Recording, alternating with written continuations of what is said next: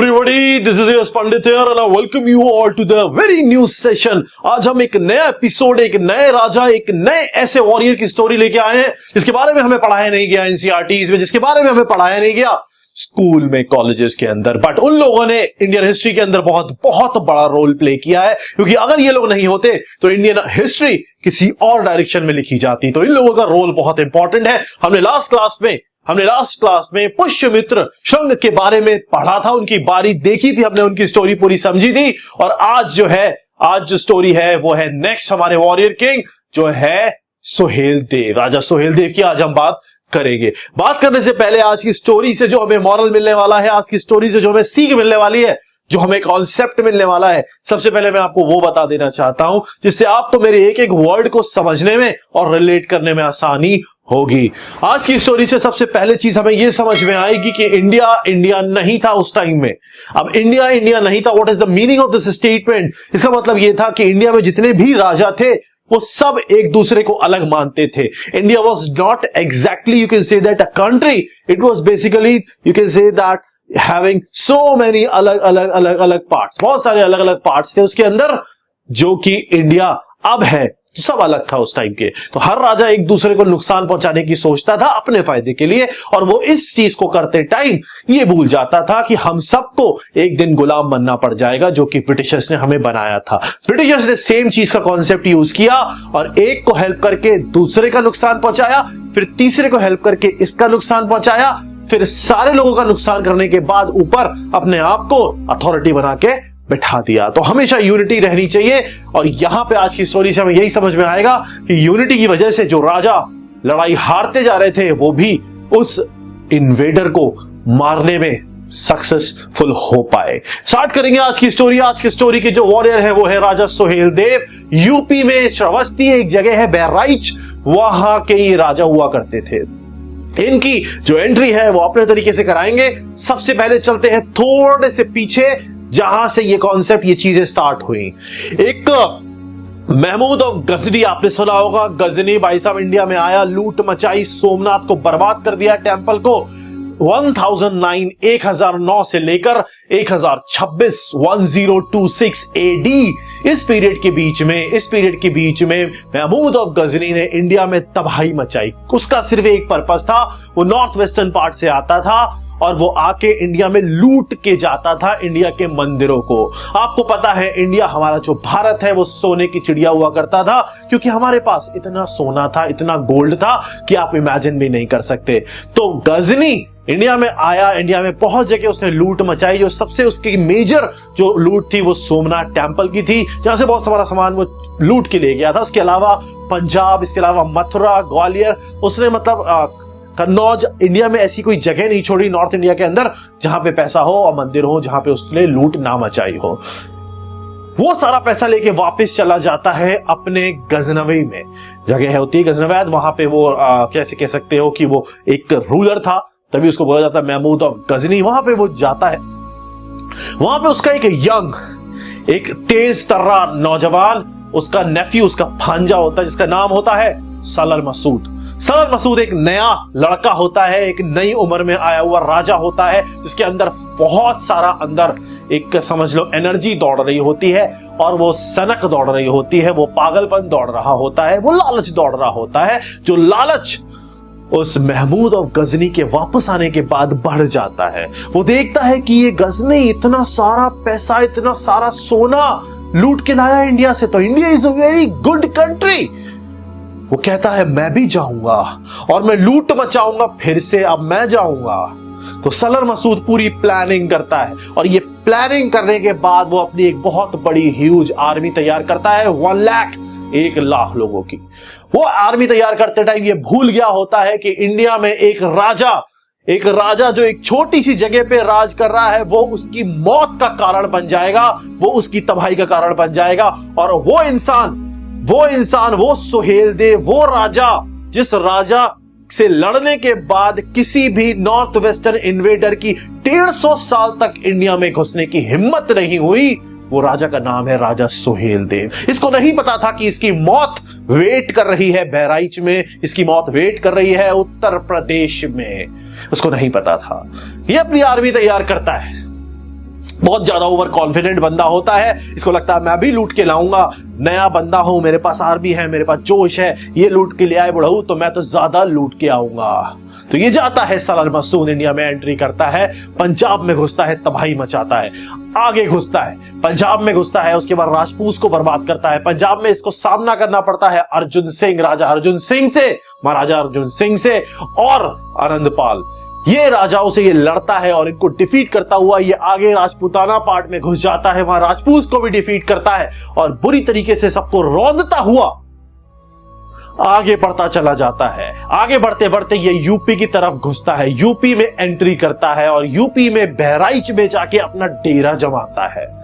Bahraich UP का एक जिला, एक जगह, वहां पे एक और जगह है श्रावस्ती, बहराइच में, वहां के राजा हुआ करते थे राजा सुहेल देव।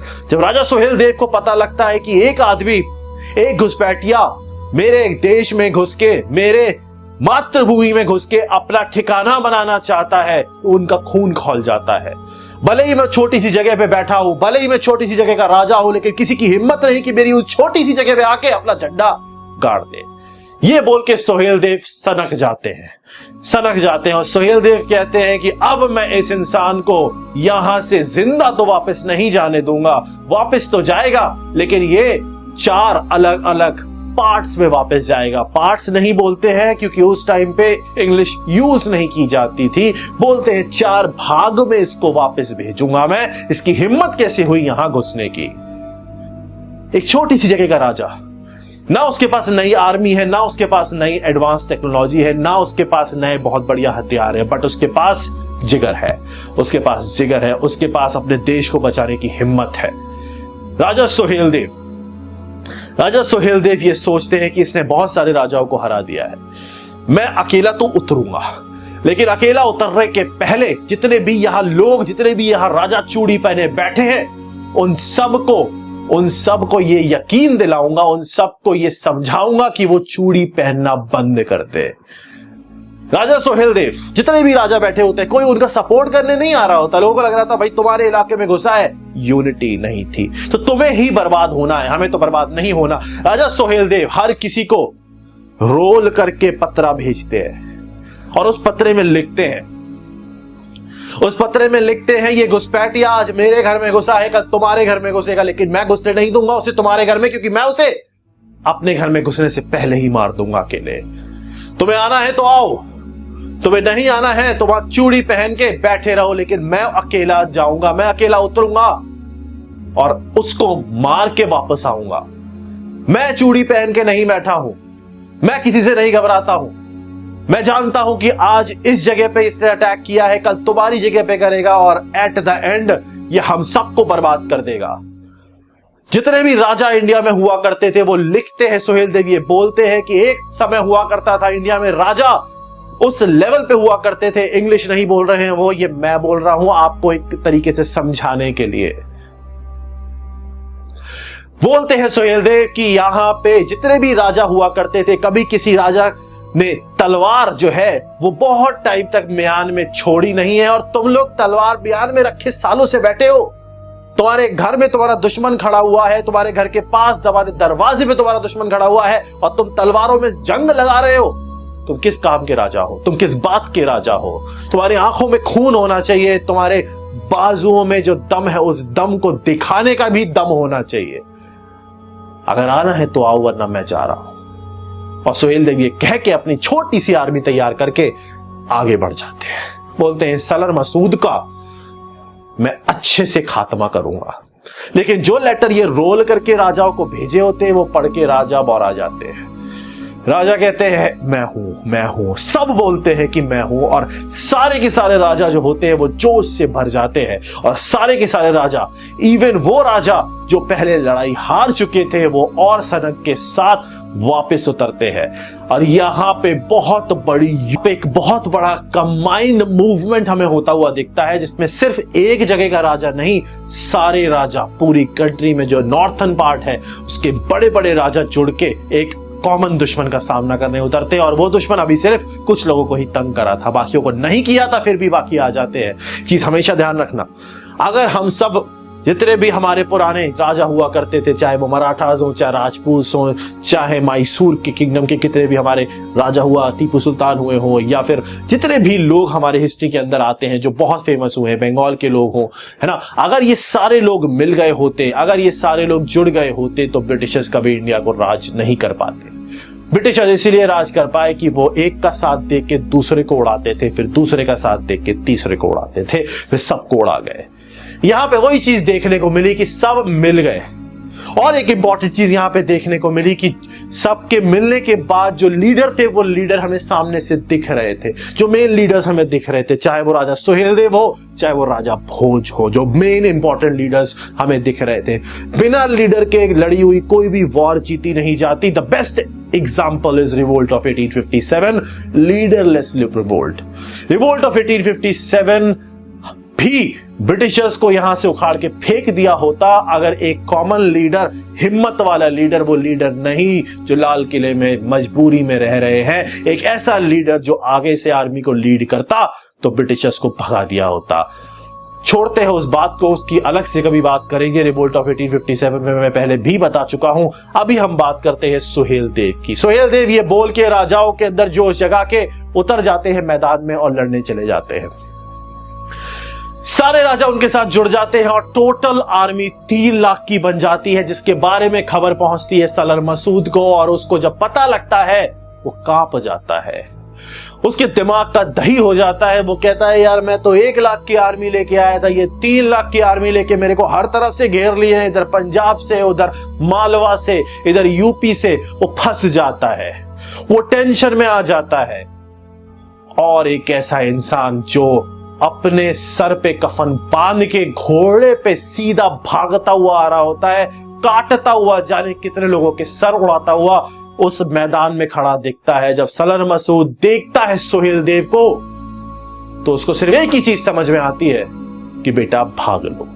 वो भागता है, वो पलटता है और वो भागता हुआ जाता है, भागता रहता है और वो भागते भागते काफी दूर निकल जाता है। सुहेलदेव उसका पीछा करते हुए आ रहे होते हैं, लेकिन उधर से Raja Bhoj was a very important person. Raja Bhoj उसको घेर लेते हैं। किसको? सलर मसूद को।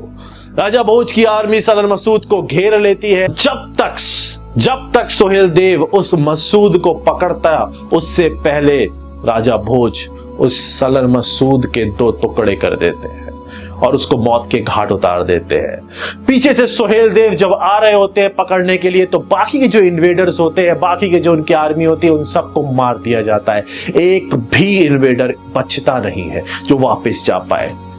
सबको अलग अलग टुकड़ों में वापस भेजा जाता है, बचता ही नहीं है कोई जिंदा, सबको मार दिया जाता है। और यहां पे सबसे बड़ा एक कंबाइंड एफर्ट देखने को मिलता है जिसने एक बहुत बड़े दुश्मन को देश पे अटैक करने से रोका। इस चीज के बाद जो राजा भोज होते हैं, वो सोमनाथ जो प्लंडर किया होता है, लूटा होता है, खंडेर बना दिया होता है इन लोगों ने, इन्वेडर्स ने, वो सोमनाथ को दोबारा से खड़ा करते हैं, उसको दोबारा से बनाते हैं। सोमनाथ मंदिर को दोबारा से बनाया जाता है, सोमनाथ मंदिर को। इस सब के होने के बाद 150 साल तक किसी भी इन्वेडर की हिम्मत नहीं होती है कि इंडिया में घुस के लूट पाट कर पाए, किसी को मार पाए। 150 साल, 150 ईयर्स, इतना खौफ बचा दिया था सुहेलदेव ने लोगों के मन में, इन्वेडर्स के मन में कि नहीं जाना। इतनी बुरी मौत मरे हैं सबके सब कि नहीं जाना है। समझ में आ गया होगा। इंडियन हिस्ट्री बहुत इंटरेस्टिंग है और इंडियन हिस्ट्री के जो वॉरियर्स हैं, जो हमें नहीं पढ़ाए गए, जो हमें नहीं बताए गए, उनका इंडियन हिस्ट्री में बहुत बड़ा रोल है। अगर यहां सुहेलदेव लीड नहीं करते तो आज हिस्ट्री अलग होती, चीजें बदल गई होती। इंडियन हिस्ट्री में कुछ इंटरेस्टिंग लोग हैं जिन्होंने इंडियन हिस्ट्री में बहुत इंपॉर्टेंट रोल प्ले किए हैं। फिर से बोलता हूं, जिसको यहां पे फालतू बातें करनी है, जिसको चीजों को समझने की जगह फालतू बकवास करनी है, वो नेक्स्ट वीडियो से देखना बंद कर देना, क्योंकि यहां पे हम सारे के सारे चीजों को सुन के समझने के लिए बैठे हैं, ना कि पॉलिटिकल डिबेट करने बैठे हैं चीजों पे। चाहे वो किसी भी चीज को लेके हो, चाहे वो कास्ट को लेके हो, चाहे वो रिलीजन को लेके हो। This is Indian history and we all are here Indians, तो बिहेव लाइक एन इंडियन। समझ में आ रहा होगा। मिलते हैं नेक्स्ट सेशन के अंदर, नेक्स्ट वॉरियर के अंदर। संडे 9 PM एपिसोड आता रहेगा, हर बार एक नया वॉरियर जो कि देश में कहीं ना कहीं अपना नाम रोशन करके जाना चाहिए था लेकिन नहीं कर पाया। तो शेयर करना, सबको बताना कि ये भी लोग थे जिन्होंने बहुत कुछ किया और अपना दम दिखाया। Thank you.